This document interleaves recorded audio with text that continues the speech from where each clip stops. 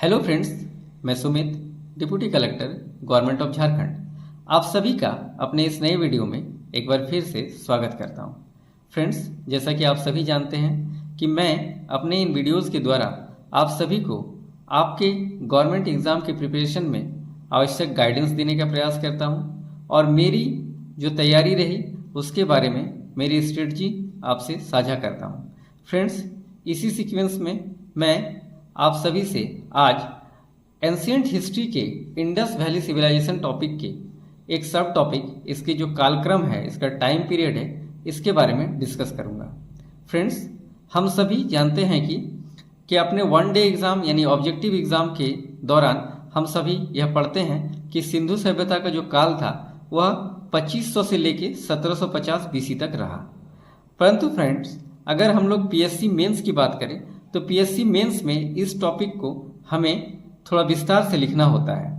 और इसीलिए हम लोग इसको इस ढंग से लिख सकते हैं कि जो हड़प्पा सभ्यता रही उसका पूरा कालक्रम किस प्रकार से अलग अलग खंडों में विभाजित जाना जाता है। तो फ्रेंड्स, किसी भी सभ्यता का बारे में विशेष जानकारी हमको वहाँ की जो आर्कियोलॉजिकल जो एक्सकेवेशन होता है उससे जो हमें अनेक अलग अलग सामान मिलता है उसके आधार पर हम लोग किसी भी सभ्यता के बारे में जानकारी प्राप्त करते हैं। लेकिन अगर हड़प्पा सभ्यता के बारे में बोला जाए यानी इंडस वैली सिविलाइजेशन के बारे में अगर बात की जाए तो इसका एक्सकेवेशन जो है ठीक ढंग से अभी भी नहीं हो पाया है। इसके हॉरिजेंटल एक्सकेवेशन अभी भी बहुत होना बाकी है। साथ ही इसके एक्सकेवेशन के जो क्षेत्र हैं, एरियाज हैं, उनमें जब पानी आ जाता है तो उन क्षेत्रों में, चाहे वो वाटर बॉडीज हो या फिर नीचे हो, तो उन क्षेत्रों में भी ठीक से खुदाई नहीं हो पाई है, जिससे हड़प्पा संस्कृति के बारे में बहुत कुछ जानना अभी भी बाकी है। परंतु हम सभी हड़प्पा सभ्यता के जो चीज़ें हमें प्राप्त हुई है उसके आधार पे इस सभ्यता के बारे में बहुत कुछ जानते हैं और इसी के आधार पे ये जो पूरा हड़प्पा सभ्यता है, इंडस वैली सिविलाइजेशन है, इसके जो कालक्रम है उसको 3 खंडों में बांटकर हम पढ़ सकते हैं। पहला तो हो गया जिसे हम लोग प्री हड़प्पन पीरियड कहते हैं, यानी हड़प्पा पूर्व काल, और यह काल जो रहा ये 3300 से लेके 2600 बीसी तक माना जाता है। इसके पश्चात का जो काल है जिस पर सिंधु घाटी सभ्यता अपने चरम पे रहा और इसे कहा जाता है मैच्योर हड़प्पन पीरियड, यानी कि जो हड़प्पा सभ्यता के चरम अवस्था का काल। यह काल माना जाता है 2600 से लेके 1900 बीसी तक। और इसके पश्चात हड़प्पा सभ्यता की जो पतन का काल रहा यानी कि उत्तर हड़प्पा काल, यह पीरियड जो माना जाता है यह 1900 से लेके 1300 बीसी तक माना जाता है। अब हम लोग अगर देखें तो जो प्रारंभिक हड़प्पा काल रही यानी कि प्री हड़प्पन जो पीरियड रहा ये 3300 से 2600 बीसी तक, इस दौरान हम लोग अगर देखेंगे तो इस दौरान जो हड़प्पा सभ्यता के हमने लास्ट वीडियोस में देखा था कि इसके विकास के जो थ्योरीज थे, तो उन थ्योरीज के आधार पर अगर देखें तो हड़प्पा सभ्यता के इन क्षेत्रों में जहाँ पे हड़प्पा सभ्यता का विकास हुआ है, तो इन क्षेत्रों के जो ईरानी बलूची संस्कृति या फिर जो सोथी संस्कृति हम लोग देखते हैं, जिसके आधार पर इन क्षेत्रों में जब पूर्व के ग्रामीण संस्कृति थे, वहीं ग्रामीण संस्कृति का धीरे धीरे जब नगरीयकरण हुआ, यानी ये बड़े नगर तो नहीं लेकिन इनमें नगरीय गुण आए, ये इस पीरियड में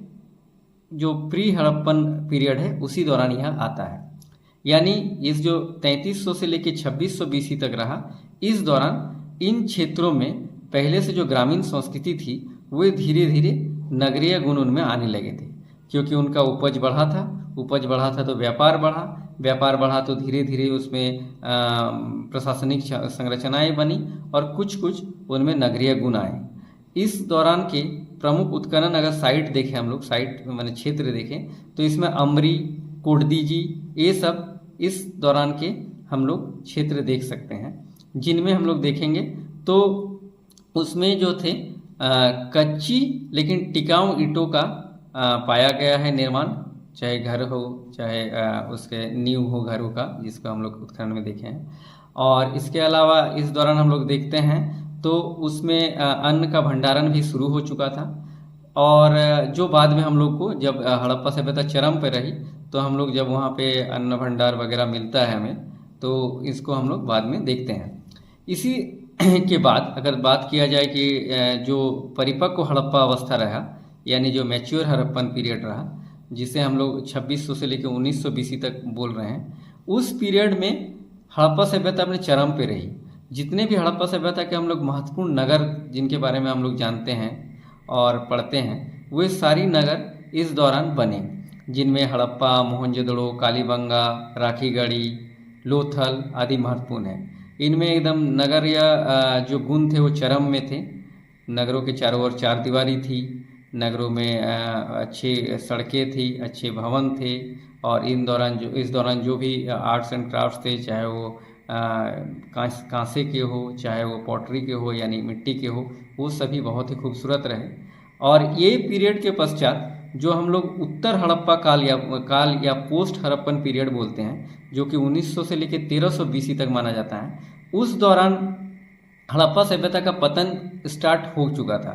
इस पतन के तो खैर हम लोग आगे के वीडियोस में देखेंगे, इसको लेके बहुत सारे थ्योरीज हैं। तो ये जो पतन के दौरान रहा, तो उस दौरान कैसे मैंने लोगों का जब वहाँ से हटना शुरू हुआ, चाहे वो अलग अलग कुछ भी कारण रहे हो, जिसके बारे में हम लोग आगे के वीडियोस में देखेंगे। इसके बहुत सारे थियरीज हैं कि एक तो फ्लड माना जाता है, बाढ़, उसके बाद है क्लाइमेट चेंज, उसके पश्चात भूकंप, फिर बाहरी आक्रमण, इन सब के बारे में बाद में हम लोग देखेंगे। तो इस पीरियड में उत्तर हड़प्पा काल में हम लोग देखते हैं जो 1900 से लेकर 1300 बीसी तक, जब हड़प्पा संस्कृति का पतन शुरू हो गया था, बावजूद उसके उस समय के जो गुण थे वो कुछ ना कुछ वहाँ के उत्खनन में मिले हैं। चाहे वो नगरीय सभ्यता के गुण हो, चाहे वह के पॉटरी हो, चाहे वहाँ का कुछ भी हम लोग आर्ट एंड क्राफ्ट देखें, तो उन सारी चीज़ें, ऐसी सारी चीज़ें उत्तर हड़प्पा काल में भी वहाँ पे प्राप्त हुई है। तो ऐसे करके हम लोग इसको फ्लो चार्ट में दिखा सकते हैं मेंस